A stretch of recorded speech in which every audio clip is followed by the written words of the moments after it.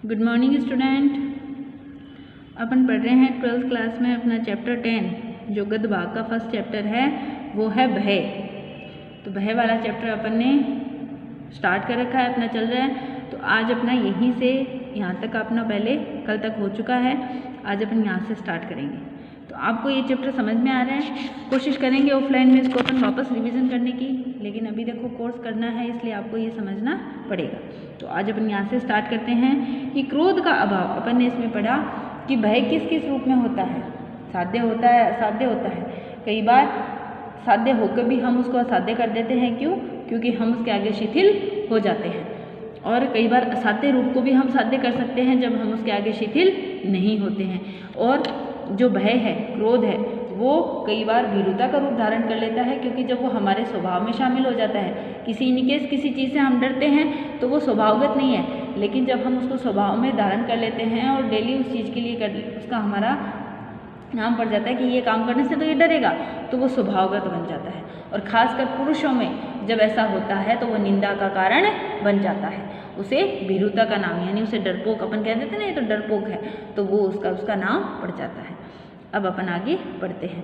कई बार हमें उसका जो भी हमारे साथ घटना घटी, मान लो है ना, भय की, अचानक से दुख की, तो कई बार उस दुख का जब हमें कारण पता होता है तो हम दुख से पहले हमारा क्रोध पैदा हो जाता है। कैसे? जैसे मान लो आप बैठने लगे, ठीक है, आप क्लास में बैठे हो, आप किसी कारण से खड़े हुए और अचानक से आप जब वापस बैठने लगे तो आपके किसी मित्र ने आपकी चेयर सरका दी। अचानक से आप गिर गए। गिरते ही आपको चोट तो लगेगी, दुख तो होगा। तो उस समय जब हमें ये पता नहीं है कि ये मेरे पास वाले ने मेरी चेयर सरकाई है, तो सबसे पहले हमारे अंदर दुख व्याप्त होगा, है ना। सबसे पहले चोट लगी, उसके लिए दुख आएगा। जैसे ही हमें ये पता चल जाएगा कि पास वाले ने मेरी चेयर सरकाई, तो वो जो दुख है वो किसका रूप धारण कर लेगा? क्रोध का। समझ गए ना? तो कई बार हमें इसके बारे में ज्ञान नहीं होने पर दुख का रूप प्रभावी होता है, और जैसे ही उसके बारे में हमें संज्ञान होता है, ज्ञान होता है, वो दुख क्रोध का रूप धारण कर लेता है। तो अब हम आगे बढ़ेंगे। क्रोध का अभाव दुख के कारण पर डाल जाता है ना। क्रोध नहीं होगा। क्यों नहीं होगा? क्योंकि दुख हमें उसके बारे में ज्ञान नहीं है। इसके द्वारा दुख का निवारण यदि होता तो सब दिन के लिए या बहुत दिनों के लिए। कई बार हम किसी दुख का निवारण करने के लिए, अगर दुख का निवारण का हम प्रयत्न करते हैं तो या तो वो हमेशा के लिए निवारण हो जाता है, वो भय हमेशा के लिए हमारे मन से समाप्त हो जाता है। हम ऊपर छत पर रात में जाने से डरते हैं, बस एक डर बैठा हुआ है कि क्या पता ऊपर क्या है। लेकिन 2-4 बार हमें जब रात में वहाँ ले जाया जाता है बार बार, तो वो भय हमेशा के लिए हमारे मन से समाप्त हो जाता है। या फिर उस चीज़ के लिए हम भयंकर रूप से शिथिल हो जाते हैं, यानी इतने शिथिल हो जाते हैं कि दुख बहुत ज़्यादा प्रभावी हो जाता है। चीखने चिल्लाने लग जाते हैं, नहीं जाएंगे नहीं जाएंगे नहीं जाएंगे। तो क्या होगा? फिर उस चीज़ के लिए हमेशा के लिए प्रयत्न करना छोड़ दिया जाएगा, या प्रयत्न किया जाएगा, 2-4 बार हमें पकड़ के ज़बरदस्ती ले जाया जाएगा बच्चे को, तो हमेशा के लिए वो दुख, वो भय उसके मन से समाप्त हो जाएगा। समझ गए ना? तो अब देखो, ऐसे संज्ञान प्राणियों के बीच जिनके भाव बहुत काल तक संचित रहते हैं, और ऐसे उन्नत समाज में जहाँ एक एक व्यक्ति की पहुँच और परिचय का विस्तार बहुत अधिक होता है। देखो, आपको ये भाषा नहीं समझ में आएगी, मैं आपको बार बार कह रही हूँ कि ये टिपिकल भाषा है, इसलिए मैं आपको एक एक लाइन को एक्सप्लेन कर रही हूँ। इस लैंग्वेज को हम हमारी भाषा में समझ लेंगे। तो यहाँ क्या कहा जा रहा है कि कोई ऐसे व्यक्ति हो जिनका समाज में बहुत ज़्यादा परिचय हो, बहुत लंबा विस्तारित रूप हो, है ना, समाज में बहुत से लोग उसको जानते हो। तो अगर किसी कारण उनके मन में किसी चीज़ का दुख या भय उत्पन्न हो रहा है, तो वो भय विशाल रूप में है। समाज में बहुत से लोगों से उसका परिचय है, तो बहुत से उसके दुश्मन हो सकते हैं। किसी कारण से मान लो किसी को कोई फ़ोन आया, धमकी दी गई, अब वो अगर वो परिचित बहुत ज़्यादा समाज में उनका नाम है, तो उसका रूप भी बड़ा विस्तारित होगा ना। और कोई छोटा मोटा आदमी है तो वो तो गिने चुने लोग ही उसको जानते हैं, तो उसका जो दुख है वो छोटे स्तर पर होगा, छोटे लोगों में होगा। तो जहाँ भय भूला कि आफत आई, है ना, यानी क्या कहा जा रहा है कि उसका परिचय विस्तार बहुत अधिक होगा। प्रातः भय का फल भय के संचार। अब देखो, ये लाइन बहुत इंपॉर्टेंट है, आप इसको ध्यान रखना, ये आपको प्रश्न बनेगा कि भय का फल भय के संचार काल तक ही रहता है। भय का फल का मतलब उसको प्राप्त करने का जो दुख है वो केवल तब तक रहेगा जब तक हम उसको जानेंगे। हमने उसको क्लियर कर लिया कि हाँ, इस व्यक्ति ने इस व्यक्ति ने मेरे को कॉल किया, तो भय हमारा समाप्त हो जाएगा। तो जहाँ पर भय भूला की आफत आई, जहाँ पर ये भय समाप्त हुआ या इस भय के बारे में हमने भूला, वहीं पर वो समस्या उत्पन्न हो गई। यदि कोई क्रूर मनुष्य किसी बात पर आपसे बुरा मान गया, यानी कोई कठोर आदमी है, कोई क्रूर का मतलब कोई हिंसक व्यक्ति है, कोई क्रूर व्यक्ति है, कोई क्रोधी व्यक्ति है, वो किसी कारण से आपसे बुरा मान गया, आपको मारने दौड़ा, तो उस समय भय की प्रेरणा से आप भागकर उससे बच जाएंगे। इस चीज़ को समझिए आप कि एक बार अगर उससे आपका विरोध हो गया तो वो आपके पीछे आपको मारने दौड़ेगा, है ना, और तो आप एक बार तो उससे भागकर अपने आप को बचा लेंगे। पर संभव है कि उस मनुष्य का क्रोध आप पर था और उसी समय आपको क्रोध जो आप पर था उसी समय दूर नहीं हो। एक बार तो आपने अपने आप को भागकर बचा लिया, लेकिन अगर उस समय उसका क्रोध दूर नहीं होगा बल्कि कुछ दिनों के लिए वैर के रूप में टिक जाएगा, वो ये ठान नहीं लेगा कि आपको चोट पहुंचानी है, तो क्या होगा, टिक जाए तो उसके लिए आपके सामने फिर आना कोई बड़ी बात नहीं होगी। वो बार बार आपके सामने आएगा, आपको चोट पहुंचाने का प्रयत्न करेगा, है ना। प्राणियों की असभ्य दशा में भय से अधिक काम निकलता है। अब देखो, जो असभ्य प्राणी होते हैं, इस चीज़ के लिए आप सोचो कि मनुष्य का जो क्रोध है वो आप पर है, अगर किसी मनुष्य का क्रोध आप पर है और असभ्य रूप में है, यानी प्राणियों की असभ्य दशा में भय होता है। किसी जंगल में आप जा रहे हो, अचानक से कोई जंगली लोग आपके सामने आ गए, तो आप वहाँ से बचोगे, भागोगे ना। वहाँ से बचकर आप उनके एरिया से बाहर निकल गए तो उस भय से आपको हमेशा के लिए मुक्ति मिल गई। समझ रहे हो ना मेरी बात को, कि वो जंगली लोग हैं, उनका एरिया सीमित है, तो वो भय भी उनका आपका सीमित हो जाएगा। उस एरिया से निकलते ही आप उस भय से पीछा छूट जाएगा, है ना। तो प्राणियों की असभ्य दशा में भय से अधिक काम निकलता है, जबकि समाज का ऐसा गहरा संगठन नहीं होता।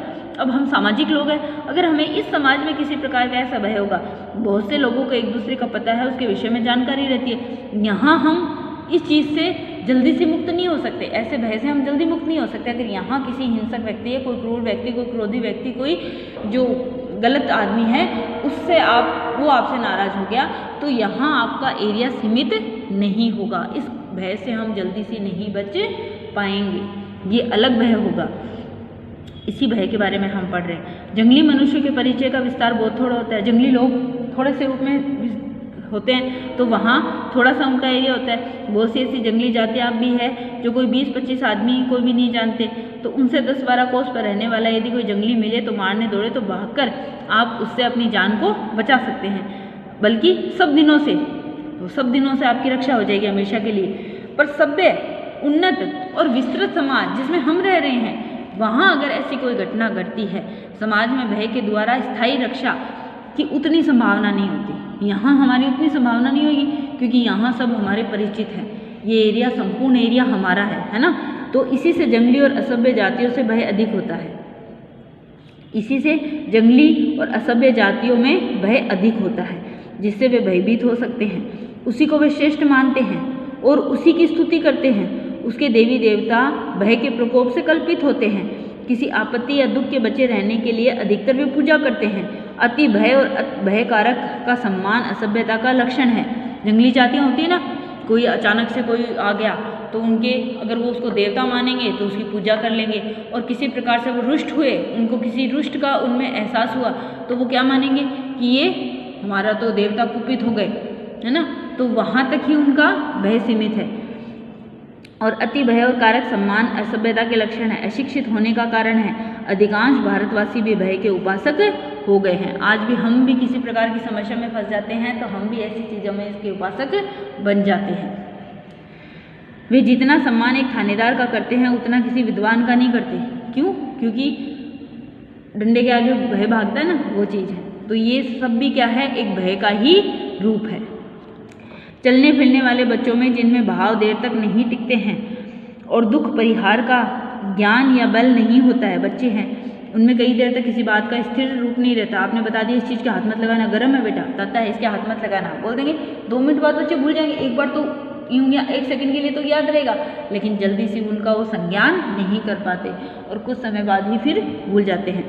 बहुत से बच्चे, और देखो कई ऐसे बच्चे होते हैं, बहुत से ऐसे बच्चे होते हैं जो कोई अपरिचित आता है तो उससे नमस्ते भी करने में हिचकिचाते हैं।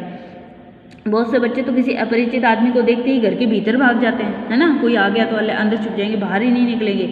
पशुओं में भी भय अधिक पाया जाता है। पशु भी इस चीज़ से बहुत होते हैं, किसी अपरिचित का हाथ लगते ही पीछे सरकते हैं या फिर उसको मारने दौड़ते हैं। अपरिचित के भय से जीवन का कोई गूढ़ रहस्य छिपा जान पड़ता है। अपरिचित के आगे बहुत से हम इस जीवन के इस गूढ़ रहस्य को समझते हैं कि कोई आ गया हमारे लिए, वो अपरिचित है तो क्या पता हमारा कोई बहुत अहित होगा और परिचित के आगे ही हमारा हित होगा, ऐसा आवश्यक नहीं होता है, लेकिन फिर भी हम इस चीज़ को भाव को मानते हैं।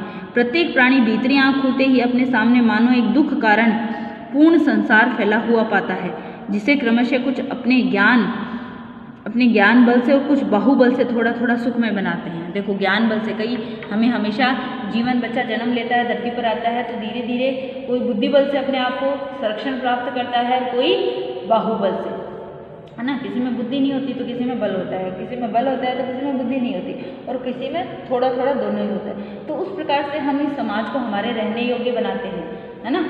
बाहुबल से, बुद्धि से, हर जगह हमारे विरोधी मिलेंगे समाज में, विरोध, प्रेम, ये सब समाज में चलते रहते हैं। तो कहीं बुद्धि से काम निकाला जाता है और कहीं बल से, किसी प्रकार किसी को बुद्धि से मना लिया जाता है और किसी को बल से। तो वैसे ही मनुष्य समाज को अपने रहने योग्य बनाता है। क्लेश और बाधा का ही सामान्य आरोप करते जीवन संसार में पैर रखता है ना। बच्चा है वो सामान्य आरोप गलत सही समझते समझते धीरे धीरे संसार को अपनाता जाता है। सुख और आनंद को वह सामान्य का व्यतिक्रम मानता है, कभी सुख और कभी आनंद। किसी चीज़ में हमें सुख और आनंद मिलता है तो वो जीवन का एक हिस्सा बनता है। विरल विशेष मानता है और कठिनाइयाँ हैं वो थोड़ी विशेष मानता है कि कठिनाइयाँ जीवन में आती रहती है। इन विशेष से सामान्य की ओर जाने का साहस उसे बहुत दिनों तक नहीं होता। विशेष से सामान्य, अच्छे से बहुत कुछ जीवन में विशेष प्राप्त करना और उससे सामान्य की ओर जाने का साहस वो हमेशा नहीं करता। भाई अच्छे दिन आते हैं, अच्छे से हम बुरे में जाते हैं तो वो हमारे लिए एक बहुत विरल होता है, बहुत कठिन होता है। लेकिन बुरे से अच्छे में जाना हमारे लिए जीवन का एक सहज भाव होता है कि धीरे धीरे मनुष्य प्रयत्नशील है, वो प्रयत्न करते करते अपनी हर स्थिति को सुधारते सुधारते अच्छे दिनों में भी आता है।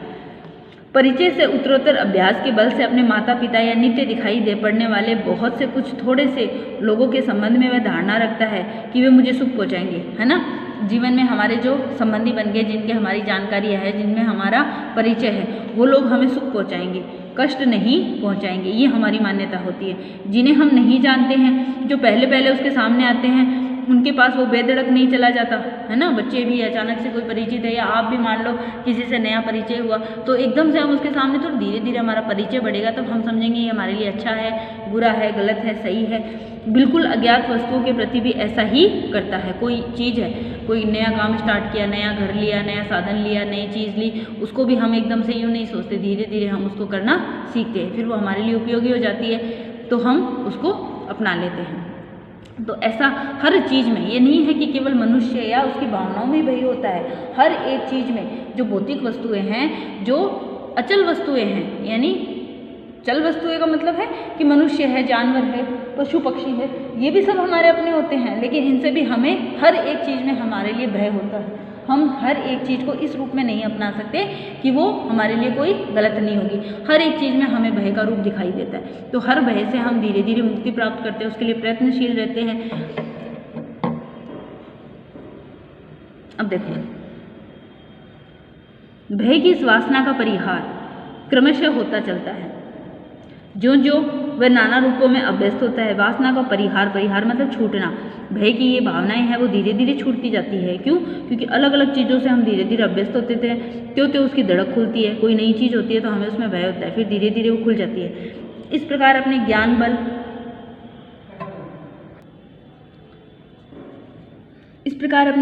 बल, हृदय बल और शरीर बल की वृद्धि के साथ साथ दुख की छाया वो धीरे धीरे हट जाती है। यानी किसी चीज़ में पहले हमें दुख होता है कि नई चीज़ होती है तो हम उसमें डरे हुए रहते हैं, ये काम कैसे होगा, कैसे।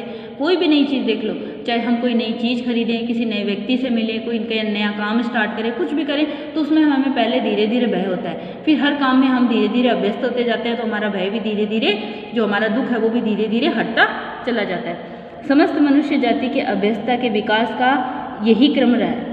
हर मनुष्य जाति में अभ्यस्तता का सभ्यताएं भी धीरे धीरे विकसित हुई। देखो, पहले हम आदि मानव थे, आदि मानव से धीरे धीरे हर चीज़ का हमने स्वयं नहीं तो विकास किया है, ऊपर से भगवान ने तो हमें कुछ दिया नहीं है। हर कार्य मनुष्य ने अपने अभ्यास के आधार पर ही किया है और आज इतना अभ्यास हो चुका, आज हम कहते हैं हम चांद पे भी पहुँच रहे हैं। तो ये सब सारे क्या है, टेक्नोलॉजी है क्या चीज़, टेक्नोलॉजी किसे कहेंगे हम? हमारा अभ्यास ही हमारी टेक्नोलॉजी है।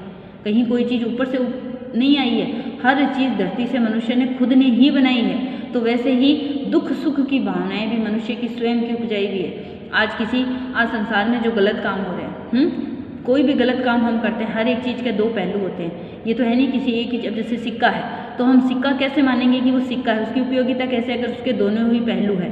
अगर एक पहलू होगा तो वो खोटा होगा। तो वैसे ही हर चीज़ में दुख सुख भी साथ रहेगा, अच्छाई बुराई भी साथ रहेगी, रात दिन भी साथ रहेंगे ना। हर एक चीज़ ईश्वर ने दो पहलू में बनाई है, उसका नकारात्मक पक्ष उसके साथ है, तो दुख है वहाँ सुख भी है। उसके किस पहलू को हम ज़्यादा अभ्यस्त हो जाते हैं, किस पहलू को हम ज़्यादा उठा लेते हैं, किस पहलू के बारे में हम ज़्यादा विचार करते हैं, किस पहलू को हम ज़्यादा अपना लेते हैं, वही चीज़ हमारे लिए सुख और दुख का कारण बन जाती है। अच्छी चीज़ को यानी उसके पॉजिटिव रूप को उभारेंगे तो कोई भी एक बच्चा है, मान लो उसको आप रात दिन पहले डराते रहोगे ये काम ऐसा नहीं होगा, ये काम ऐसा नहीं होगा, तो बच्चा धीरे धीरे उसी परिस्थिति में बनता जाएगा। और उसे हम बोल्ड बनाएंगे, कुछ नहीं होता, ये करना होता है, ऐसे करते हैं, तो वो क्या हो जाएगा, वो उसी रूप में पनपेगा। तो वही चीज़ है, जितना हम जिस बारे में ज़्यादा सोचेंगे वो प्रभाव हमारे मस्तिष्क पर उतना ही डालेगा। तो वैसे ही मनुष्य जाति की सभ्यता विकास का यही क्रम रहा है। भूतों का भय तो अब बहुत कुछ छूट गया। अब भूत कौन मानता है? नहीं मानते ना। पहले भूतों का डर होता था, भूत आ जाएंगे, ये आ जाएंगे। पशुओं की बाधा भी मनुष्य के लिए अब नहीं रही। अब हम इतने शिक्षित हो चुके हैं कि अब पशुओं के रूप में भी, पहले जंगली जानवरों का, अब मनुष्य शहरों में धीरे धीरे शहरीकरण हो गया, नगरीकरण हो गया, तो जानवरों का भय भी अब उसको इतना नहीं रहा। पर मनुष्य के लिए मनुष्य का भय बना हुआ है। क्यों? अब ज़्यादा किसका भय हो गया? एक मनुष्य को ज़्यादा चोट पहुँचाता है, वो उसके लिए हानि का कारण बनता है। इस भय के छूटने का भी लक्षण दिखाई नहीं देते, क्योंकि जितना मनुष्य शिक्षित होता जा रहा है उतना ही वो एक दूसरे के लिए हानिकारक बनता जा रहा है। अब मनुष्य के दुख का कारण मनुष्य ही है। सभ्यता से अंतर केवल, देखो ये क्वेश्चन भी आपके लिए महत्वपूर्ण बनेगा, सभ्यता से अंतर केवल इतना बड़ा है कि दुखदान की विधियां बहुत गूढ़ और जटिल हो गई। जैसे जैसे सभ्यता में विकास हुआ है, दुख को दूर करने की विधियां भी अब बहुत कठिन और जटिल हो गई है। क्यों? क्योंकि अब एक का मस्तिष्क दूसरे से ऊपर चल रहा है, तो अपन अपने मस्तिष्क से बचाव के जितने उपाय सोचते हैं, अगला अपने उसी मस्तिष्क से हमें हानि पहुंचाने के उपाय निकालता है। तो वो दुख को दूर करने की जो तरीके हैं वो भी बहुत ज़्यादा गूढ़ और जटिल हो गए हैं। उनका क्षोभकारक रूप आवरणों से ढका हुआ है, उसका हानिकारक जो रूप है उस पर बहुत सारे पर्दे हैं।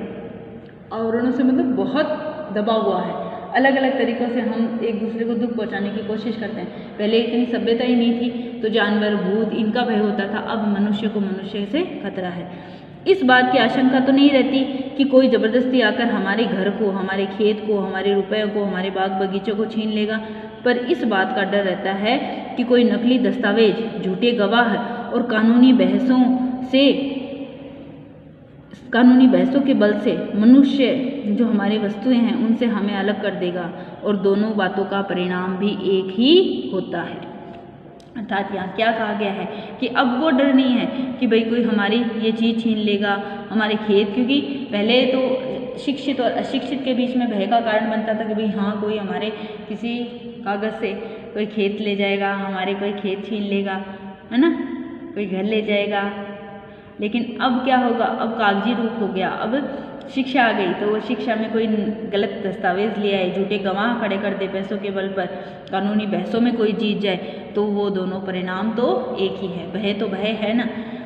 सभ्यता की वर्तमान स्थिति में एक व्यक्ति को दूसरे व्यक्ति से वैसा भय तो नहीं रहा जैसा पहले रहता था। सभ्यता का दौर में वैसा भय तो नहीं है, कोई जानवरों का, कोई लकड़ियों का आग लगा देगा रात को खेत में आके, वो डर नहीं रहे। अब डर कानूनी हो गए, है ना।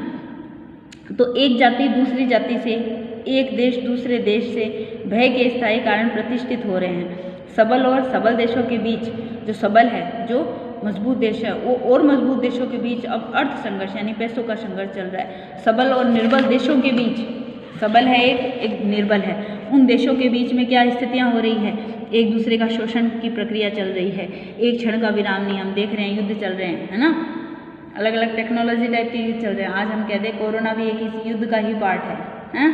ऐसे युद्ध हो जाएंगे तो हमें अस्त्र शस्त्रों की आवश्यकता नहीं पड़ेगी, हम हमारे घरों में बैठे बैठे ही समाप्त हो जाएंगे।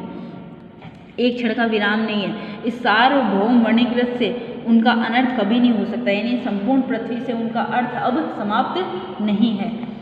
यदि छात्रवृत्ति उनके लक्ष्य में अपना लक्ष्य अलग रखती है, यानी लोगों का धर्म, लोगों की भावनाएं उनके लिए अपना एक अलग लक्ष्य रखती है, तो इस युग में दोनों का विलक्षण सहयोग हो गया।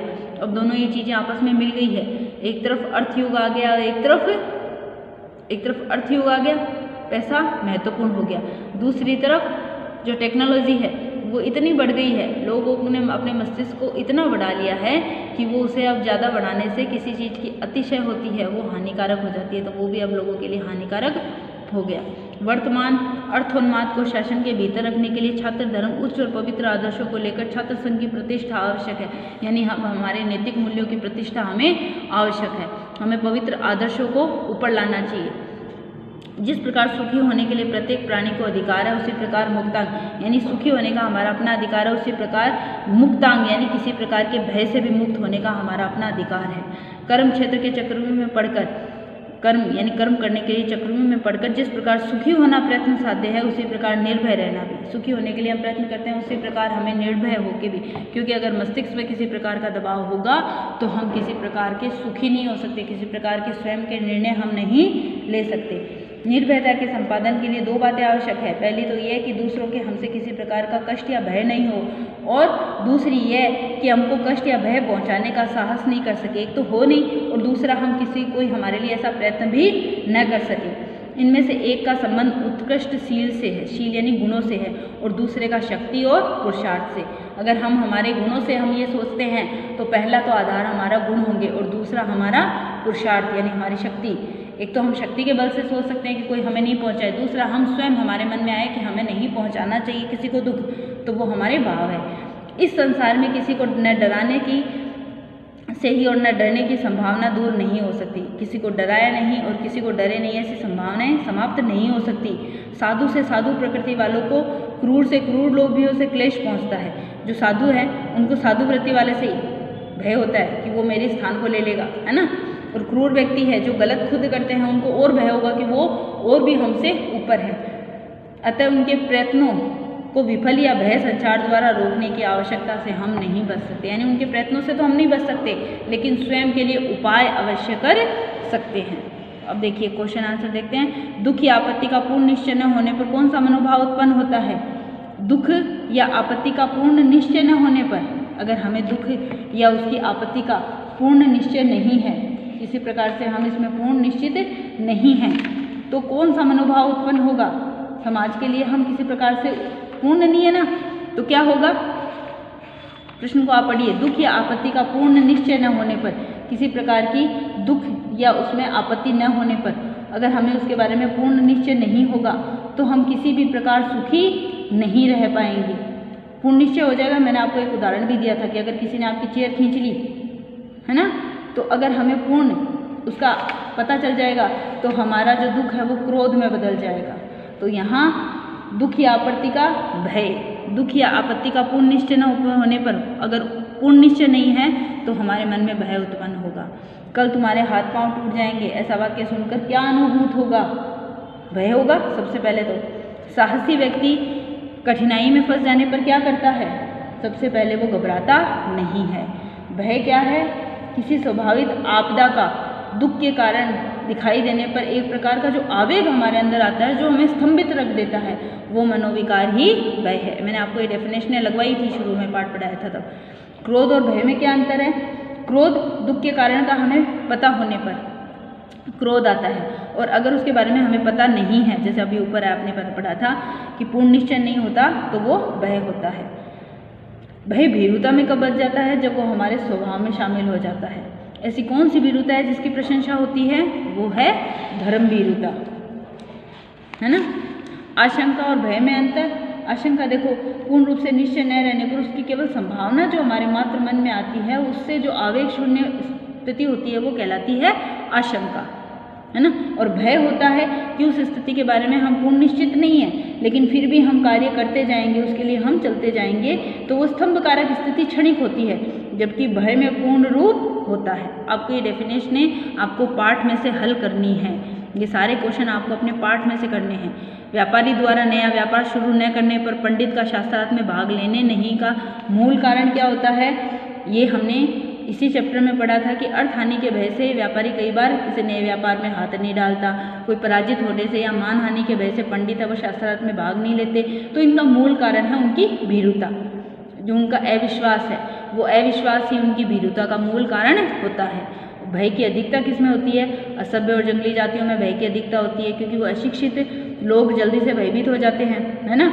शिक्षित लोग तो इस चीज़ से भयभीत नहीं होते, इस कारण वे जल्दी भयभीत होते हैं, क्योंकि वे अशिक्षित होते हैं तो श्रेष्ठ मानते हैं, वो उसकी स्तुति करते हैं, पूजा करते हैं। अपन देखते हैं आदिवासी मानव लोग यूँ पूजा करते हैं, पत्थरों की बड़े बड़े उनका अपना देवता मानते हैं, तो उससे वो उनके कल्पित होते हैं। इसी प्रकार कोई अबोध बालक भी होता है, उसमें भी भय अधिक होता है ना। सभ्य और असभ्य प्राणियों के भय में क्या अंतर है, अभी अपन ने ये जो ऊपर वाला पढ़ा है वही इसमें है। सभ्य व्यक्ति जल्दी से किसी चीज़ से भयभीत नहीं होते और असभ्य व्यक्ति किसी प्रकार की आवेगपूर्ण स्थिति से भी भयभीत हो जाते हैं। तो उनके भय में ये स्थिति है, उनका स्थिर नहीं होता, और शिक्षित व्यक्तियों का वैसे स्थिर होता है। तो ये चैप्टर अब आपको ये सारे निबंधात्मक क्वेश्चन भी 5 तक करने हैं, ठीक है। यहाँ से नीचे से पद वाले हैं, ये नहीं करने, क्योंकि ये आपको बाद में समझ में आ जाएंगे। और अभी अपन वैसे घर बैठे हैं तो आप देखो ये व्याख्याएं अच्छे से समझना, नोटबुक में करना चाहो तो नोटबुक में भी कर लेना, क्योंकि ये आवश्यक है। अगर हम रेगुलर स्कूल आ रहे होते, क्लासें लग रही होती, तो मैं आपको क्लास में ही समझा देती, पर अभी आपको ये नोटबुक में कर लेना, ठीक है। अब हम सेकेंड चैप्टर पढ़ेंगे, बाजार दर्शन।